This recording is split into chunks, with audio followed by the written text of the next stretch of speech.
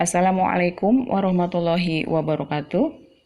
Saya akan memaparkan materi Pendidikan Agama Islam kelas 10 semester 1 KD 3, yaitu menganalisis Quran Surat Al-Hujurat ayat 10 dan 12.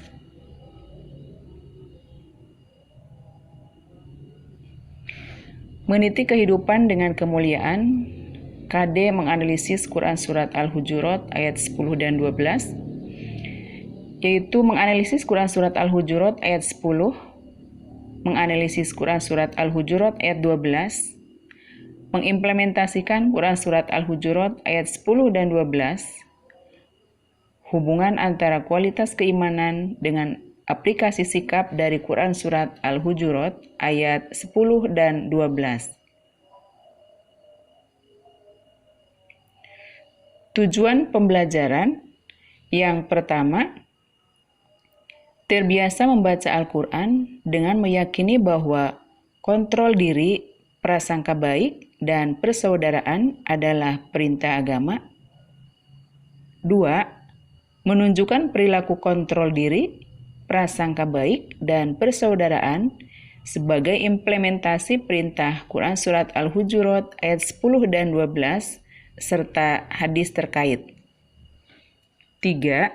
Menganalisis Quran Surat Al-Hujurat ayat 10 dan 12 serta hadis tentang kontrol diri, prasangka baik, dan persaudaraan.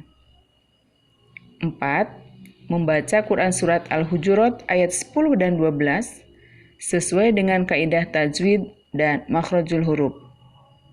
Kelima, mendemonstrasikan hafalan Quran Surat Al-Hujurat ayat 10 dan 12 dengan fasih dan lancar.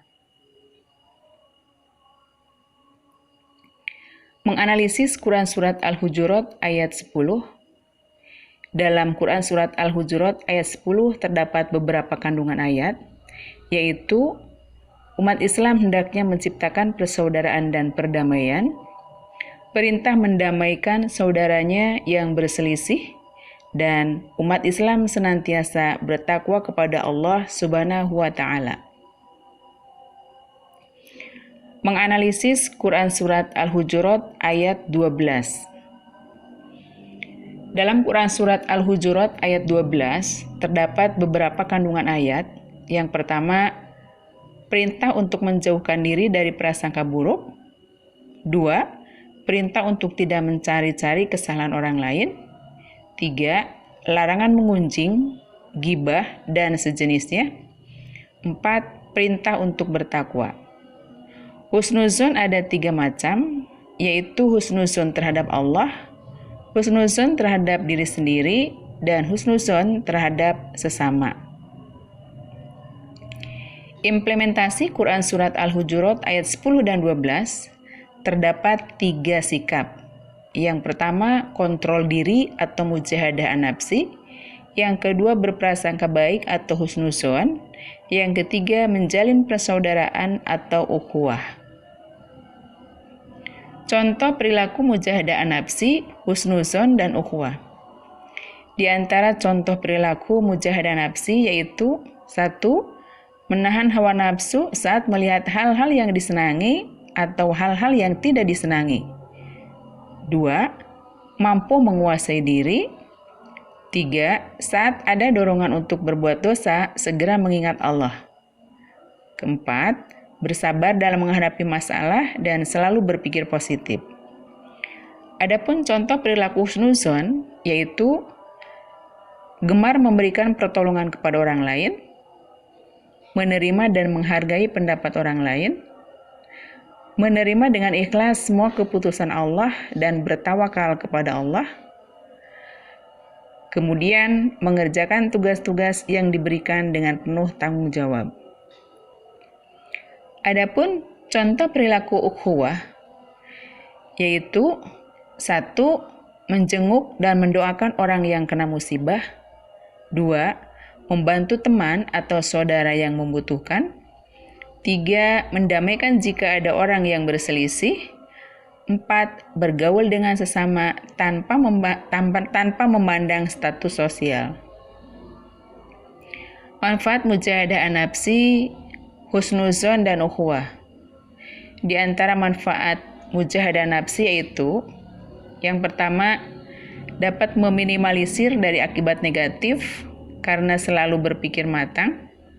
2. Berusaha berbuat yang terbaik karena akan dipertanggungjawabkan di hadapan Allah. 3. Hidup menjadi lebih tenang dan damai.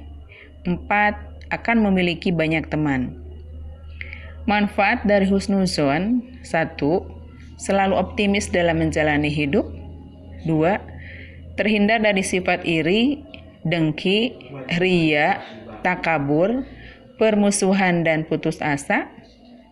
3. Menumbuhkan sikap peduli, santun, tulus, pemaaf dan tidak emosional. Adapun manfaat dari ukhuwah, yaitu ukhuwah melahirkan akhlak mulia dan menumbuhkan persatuan dan kesatuan. Hubungan antar kualitas keimanan dengan aplikasi sikap dari Quran Surat Al-Hujurat ayat 10 dan 12, yaitu 1. Kaitan antara kualitas keimanan dengan kemampuan mengontrol diri. Orang yang memiliki kualitas keimanan yang tinggi akan mampu mengendalikan dan menahan amarah, nafsu, emosi, dan hanya sebatas yang diperbolehkan oleh agama. 2. Kaitan antara kualitas keimanan dengan husnuzon. Orang yang memiliki kualitas keimanan yang tinggi akan selalu mampu dan berusaha untuk selalu berprasangka baik kepada Allah dan akan selalu terdorong untuk berbuat baik. 3. Persaudaraan dalam Islam dilandasi iman, maka jika orang yang memiliki tingkat keimanan yang tinggi akan memiliki rasa persaudaraan terhadap sesama muslim sebagai bentuk ibadah kepada Allah. Demikian paparan materi pendidikan agama Islam kelas 10 semester 1, yaitu tentang KD menganalisis Quran Surat Al-Hujurat ayat 10 dan 12. Terima kasih. Wassalamualaikum warahmatullahi wabarakatuh.